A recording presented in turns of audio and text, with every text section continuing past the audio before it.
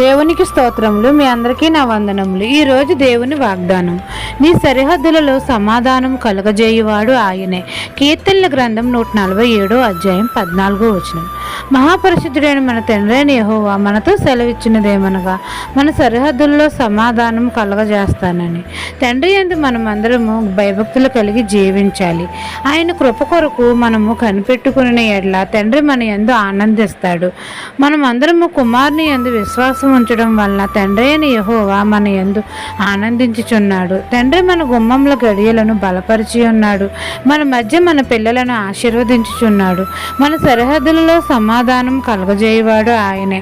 మన తండ్రి అయిన యెహోవాయే మన సరిహద్దుల్లో సమాధానం కలగజేస్తున్నాడు. కాబట్టి మనము యెహోవా కొరకు యెహోవాను స్తుతించాలి, ఘనపరచాలి, కీర్తించాలి.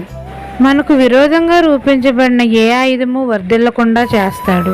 మన సరిహద్దుల్లో సమాధానం కలగజేసి మన గృహం చుట్టూ తన కాపాడే దూతలను కాపుదలుగా ఉంచుతాడు.